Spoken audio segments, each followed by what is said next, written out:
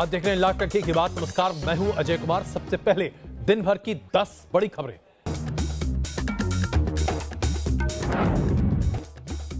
जम्मू कश्मीर के पुलवामा में सुरक्षा बलों पर हमला, आतंकियों ने परीक्षा केंद्र के बाहर की फायरिंग। सुरक्षा बलों ने इलाके को घेरा, सर्च ऑपरेशन जारी।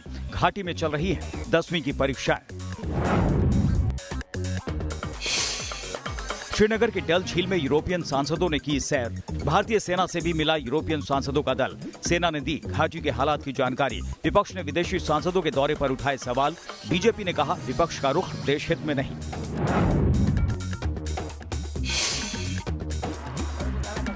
कश्मीर में आतंकी संगठनों के बीच गैंग वॉर। सूत्रों के मुताबिक अनंतनाग में आपसी संघर्ष में मारा गया एक आतंकी। सेब ट्रक ड्राइवर की हत्या को लेकर हुआ था विवाद। सऊदी अरब में प्रधानमंत्री मोदी का बयान, कहा आतंकवाद के खिलाफ भारत और सऊदी अरब पड़ोस प्रायोजित आतंकवाद से पीड़ित हैं दोनों देश। बीजेपी शिवसेना की होने वाली बैठक रद्द। संजय राउत ने कहा फॉर्मूले की बात से इनकार कर रहे हैं सीएम फडणवीस। शाम 4 बजे होनी थी बैठक। इंसाफ के लिए मुंबई में पीएमसी खाता धारकों का विरोध प्रदर्शन जारी। आरबीआई दफ्तर के बाहर धरना। आरबीआई ने 3 हफ्तों में फैसला करने की कही बात। महिलाओं को डीटीसी बस में मुफ्त सफर के बाद केजरीवाल ने दिए संकेत। कहा आने वाले दिनों में बुजुर्गों और छात्रों को भी मिलेगी मुफ्त सफर की सुविधा।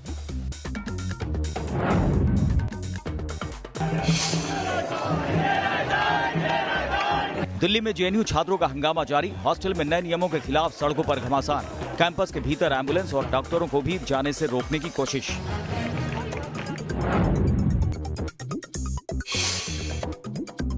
डीजीसीए ने गो एयर के 13 विमानों को 15 दिन के अंदर इंजन बदलने का दिया फरमान। 3000 घंटों से ज्यादा उड़ान भरने वाले A320 नियो एयरक्राफ्ट का इंजन बदलना होगा। अफगानिस्तान में डुरंड लाइन पर पाकिस्तानी कब्जे के खिलाफ सेना का जबरदस्त पलटवार। तारबंदी के बहाने सैन्य ठिकाना बना रही थी पाकिस्तानी सेना। विरोध करने पर की थी 3 अफगान महिलाओं की हत्या। पाकिस्तान, अफगानिस्तान और आतंक की खबरें आपको दिखाएंगे, लेकिन उससे पहले आपको जरा उत्तराखंड ले चलते हैं, क्योंकि आप देखिए केदारनाथ धाम के अंतिम दर्शन इस साल के लिए सभी ज्योतिर्लिंगों में से काफी अहम और पवित्र माने जाने वाले केदारनाथ के कपाट बंद हुए। आज सुबह 6 महीने बाद ही अब बाबा केदारनाथ के दर्शन भक्त कर पाएंगे। इसलिए इस पूरे बुलेटिन की शुरुआत सबसे पहले बाबा केदारनाथ के अंतिम दर्शन से।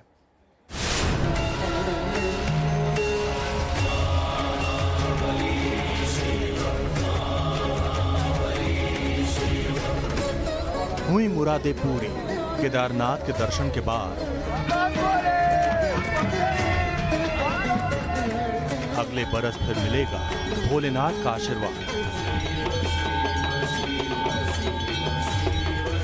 विश्व प्रसिद्ध धाम केदारनाथ मंदिर के कपाट आज सुबह भैया दूज के शुभ मुहूर्त में 8:30 पर बंद कर दिए गए।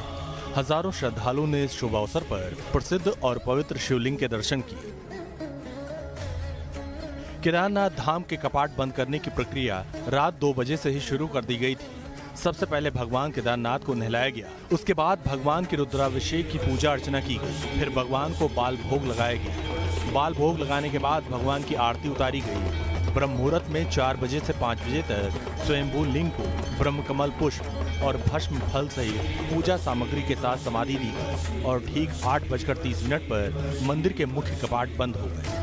पहला पड़ाव हमारा यहाँ से रास्ते में रामपुर पड़ता है और दूसरा पड़ाव गुप्तकाशी में पड़ेगा। तीसरा पड़ाव हमारा इसके बाद पड़ेगा जहाँ भगवान 6 महीने भगवान की गद्दी स्थल है और भगवान की पूजा होती है 6 महीने। इससे पहले सोमवार को भगवान केदारनाथ की इस साल की आखिरी संध्या आरती हुई। कपाट बंद होने की पूर्व संध्या पर केदारनाथ में भक्तों का रेला उमड़ा। हजारों की संख्या में भक्तों ने बाबा केदारनाथ के भजन और आर्मी बैंड पर जमकर नृत्य किया।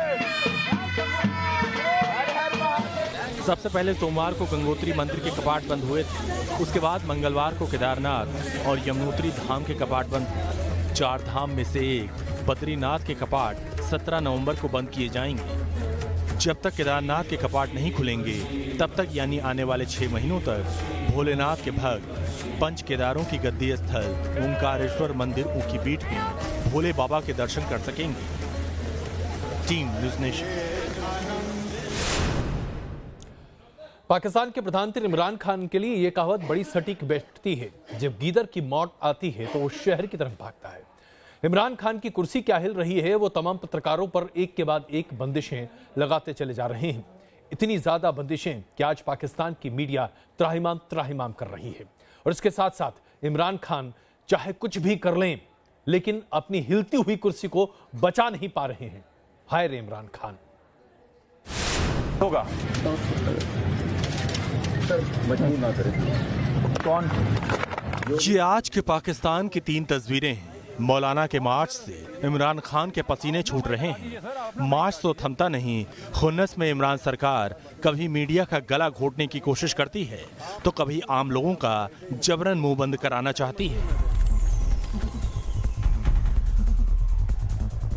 हाथ मत लगाइएगा, हाथ मत लगाइएगा, हाथ मत लगाइएगा। जिस शख्स का गुस्सा 7वें आसमान पर है वो पाकिस्तान का आम इंसान है और काली वर्दी वाला शख्स इमरान का कारिंदा है। दरअसल कराची के फेयर हॉल में आर्ट एग्जीबिशन चल रहा था। समाज सेवी संगठन पाकिस्तानी दमन की झांकी पेश कर रहे थे। तभी कराची मेट्रोपॉलिटन कॉरपोरेशन को खबर मिल गई कि पाकिस्तानी मीडिया चैनलों पर यह सब दिखाया जा रहा है। उसी वक्त दौड़ते भागते केएमसी का कारिंदा वहां पहुंचा। मुझे फोन किया कि यहाँ पे प्रेस कॉन्फ्रेंस हो रही है तो मैं भागा हुआ दौड़ा हुआ आया। और यहाँ आकर मिर्जा साहब ने सीधे जिब्रान नासिर नाम के सामाजिक कार्यकर्ता के सामने से मीडिया के माइक छीन ली। इसका कहना है कि पाकिस्तान के पाप दुनिया को क्यों दिखा रहे हो? अपने शहर अपने मुल्क की क्यों गंदी पिक्चरें पेश रहे हो यार दुनिया में? आप क्या बता रहे हो? अपना पेट खोल के बता रहे हो लोगों को। और मैं पता भी करूंगा। और इसी तरह पाकिस्तानी मीडिया का मुंह इमरान सरकार भी बंद करने की कोशिश कर रही है। हालात तो ये है कि पाकिस्तान के मंत्रियों को पता नहीं होता और पाकिस्तानी मीडिया कंट्रोलर पेमरा की ओर से आदेश जारी हो जाता है कि न्यूज चैनल के एंकर अब एक्सपर्ट की तरह शो में शिरकत नहीं करेंगे। आसमान बड़ी मुश्किल में डाल दिया आपने मुझे। और मैं पता भी करूंगा कल तक कि ये किसकी उस पर हुआ एडवाइस हुआ है। पाकिस्तानी मीडिया संस्थानों ने सरकारी आदेश का विरोध शुरू किया तो एक के बाद एक इमरान के सारे मंत्रियों ने इसकी मजम्मत शुरू कर दी। हुकूमत के अपने ही कुछ जो वुज़रा हैं उन्होंने आज कुछ सवालात उठाए हैं और डॉक्टर शीरी मजारी साहिबा जो हैं उन्होंने एक ट्वीट किया। असद उमर साहब ने भी एक ट्वीट किया और उन्होंने कहा amazing decision by PEMRA to stop anchors to go on. जब इमरान की कैबिनेट में ही विद्रोह दिखने लगा तो वो आदेश भी वापस ले लिया गया। वैसे पहला मौका नहीं है जब इमरान सरकार ने अपने विरोधियों के मीडिया कवरेज पर रोक लगाई हो। पहले मरियम नवाज से लेकर मौलाना फजल उर रहमान तक के इंटरव्यू को बीच में ही रुकवा दिया गया।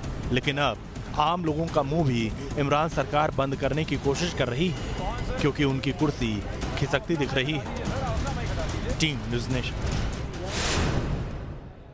पाकिस्तान एक ऐसा मुल्क है जिसने अपने पड़ोसियों के नाक में दम कर रखा है। हिंदुस्तान में नियंत्रण रेखा और अंतर्राष्ट्रीय सीमा पर लगातार गोलाबारी कर हिंदुस्तान को परेशान करना और अफगानिस्तान को तो अपने बाप की जागीर समझना पाकिस्तान के हुक्मरानों की एक पुरानी तासीर सी रही है। लेकिन अब अफगानिस्तान भी पलटकर मुंहतोड़ जवाब देने लगा है। अफगानिस्तान ने पाकिस्तान की 2 पोस्ट न सिर्फ कब्जा कर ली हैं, बल्कि पाकिस्तान को धमकाने लगा है कि अगर अफगानिस्तान की तरफ नजरें टेढ़ी की गई तो अफगानिस्तान पाकिस्तान को जड़ से हिला देगा।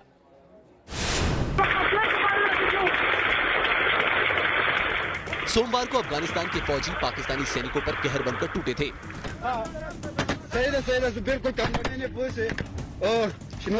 अफगान फौज का खून खौल उठा था क्योंकि ये जो आग जल रही है ये पाकिस्तानी सेना के मोर्टार हमले का नतीजा है।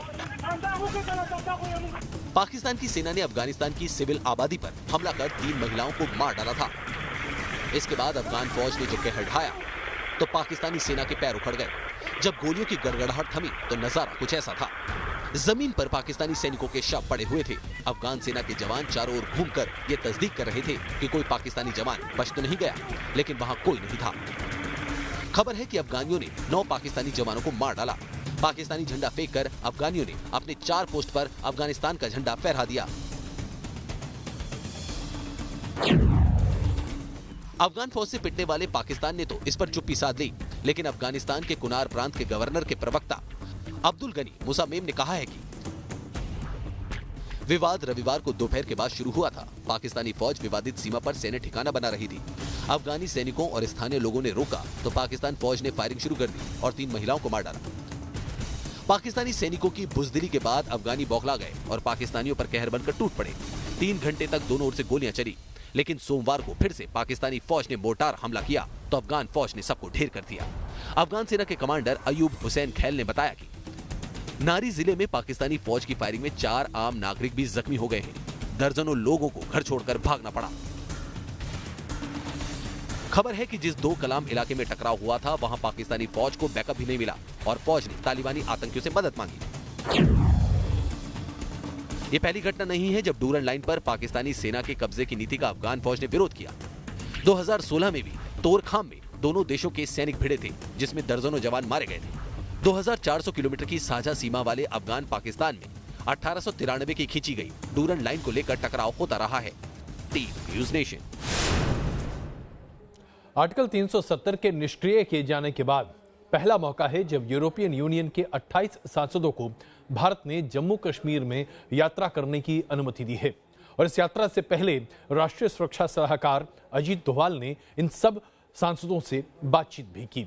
भले ही इसे एक अलग नजरिए से देखा जा रहा है कि हम अपने दावे को और ज्यादा मजबूत कर रहे हैं कि जम्मू कश्मीर में सब कुछ शांत है, लेकिन सोचने वाली बात यह है कि क्या इसके जरिए हम अंतर्राष्ट्रीय जगत को दखल देने का मौका नहीं दे रहे।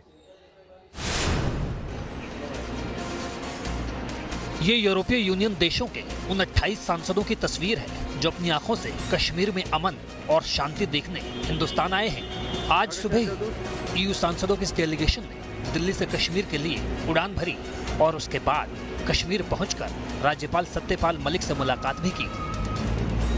5 अगस्त को कश्मीर से अनुच्छेद 370 हटाए जाने के बाद यूरोपियन यूनियन ने भारत के फैसले का समर्थन किया था, लेकिन पाकिस्तान कश्मीर पर अपने झूठ और प्रोपेगेंडे से बाज नहीं आ रहा था।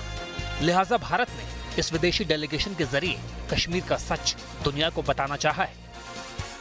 It's a good opportunity for us to come here and first hand hear what the situation is in Kashmir, how the changes are going to be affected, and also for us now to go into Kashmir as a foreign delegation and to be able to see first hand for ourselves what is happening on the ground. Kashmir में article 370 के हटाए जाने के बाद कश्मीरियों को एक नई आजादी मिली, लेकिन पाकिस्तान कश्मीरियत की जीत को अपने ही एजेंडे से दुनिया के सामने पेश करता रहा है। वो दुनिया के हर मंच से कश्मीर के नाम पर घड़ियाली आंसू बहाता आया है। भारत की कोशिश पाकिस्तान के इस गेम प्लान को ध्वस्त करने के लिए।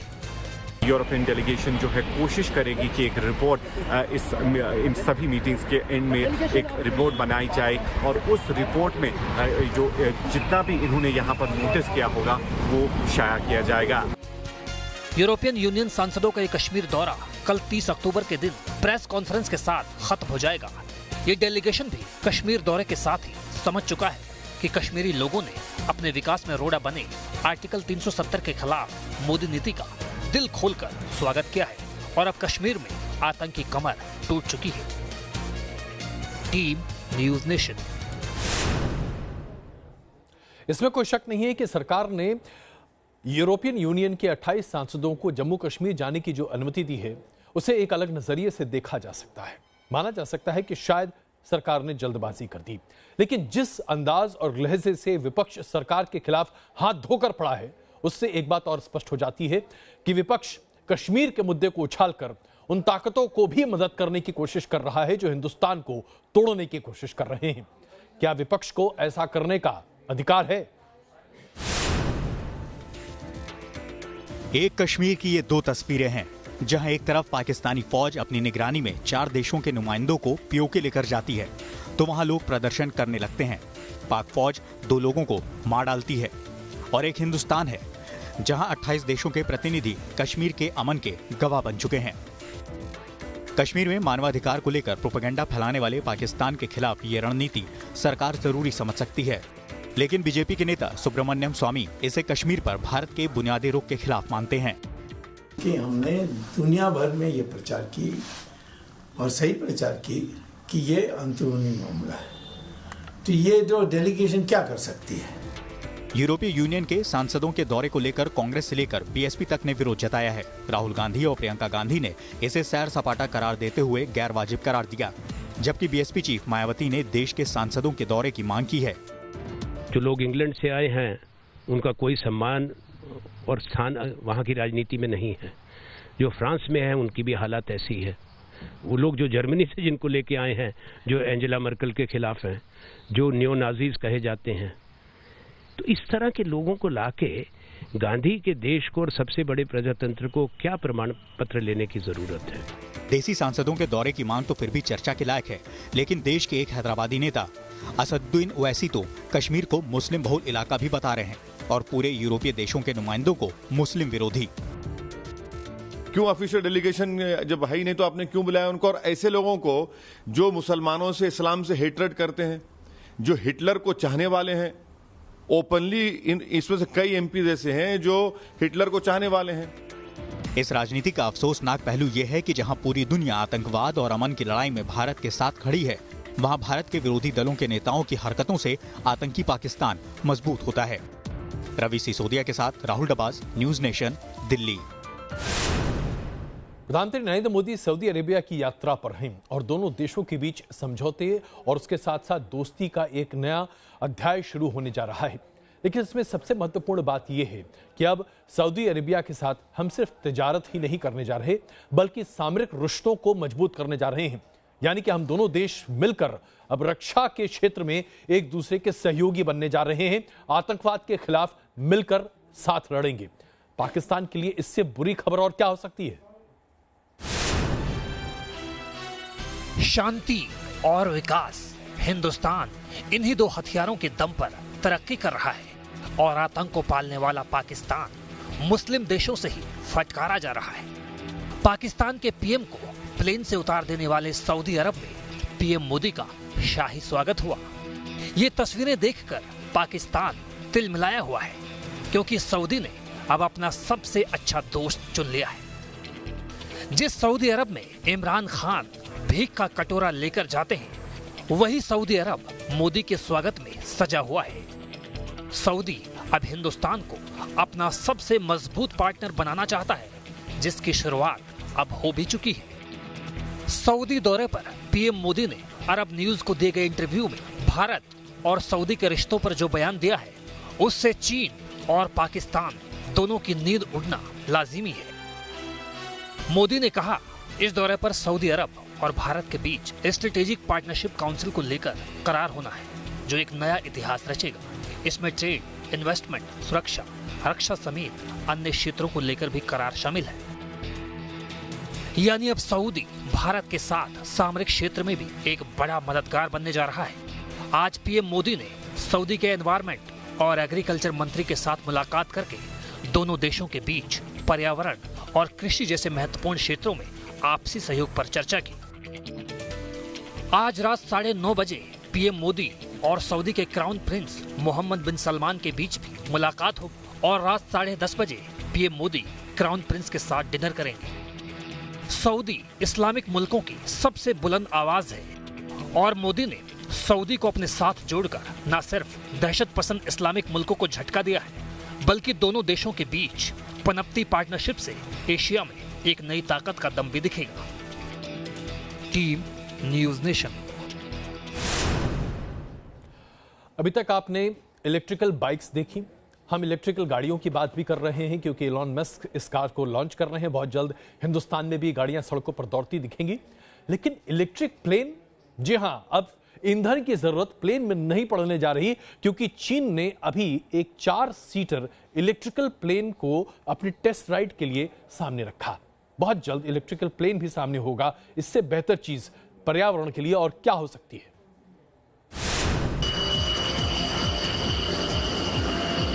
चीन के आसमान में उड़ान भरता यह है RX-4E। सोमवार को चीन के पहले इलेक्ट्रिक एयरक्राफ्ट ने अपनी पहली उड़ान भरी। भविष्य में ऊर्जा की सीमित स्रोत को देखते हुए RX-4E का सफल टेस्ट एविएशन इंडस्ट्री के लिए एक बड़ी कामयाबी माना जा रहा है। शेनयांग के काईहू एयरपोर्ट से RX-4E ने एक पायलट और एक पैसेंजर के साथ कुछ इस अंदाज में हवा से बातें की। RX-4E इलेक्ट्रिक एयरक्राफ्ट को लाउनिंग जनरल एविएशन एकेडमी में तैयार किया है। इस इलेक्ट्रिक प्लेन का वजन 1200 किलोग्राम है। RX-4E की लंबाई 8.4 मीटर है और इसके विंग्स की चौड़ाई 13.5 मीटर है। एक बार फुल चार्ज होने पर यह इलेक्ट्रिक प्लेन 1.5 घंटे में 300 किलोमीटर तक की उड़ान भर सकता है। RX-4E में 70 किलोवाट घंटे की बैटरी लगी है। इस एयरक्राफ्ट का 77% ढांचा कार्बन फाइबर से बना है, जिसकी वजह से ये प्लेन वजन में हल्का है, शक्तिशाली है और जंग रोधी भी। RX-4E में बेहतरीन लो स्पीड टेक ऑफ और लैंडिंग परफॉर्मेंस जैसी खासियतें हैं। ये घास, रेत और फुटपाथ कहीं पर भी उतर सकता है। चीन से पहले इजराइल भी अपना पहला इलेक्ट्रिक प्लेन बना चुका है। हालांकि इस इजरायली प्लेन में चीन के RX-4E से ज्यादा जगह है। इसमें 9 पैसेंजर और 2 क्रू मेंबर बैठ सकते हैं और ये एक बार चार्ज होने पर 1000 किलोमीटर तक उड़ सकता है।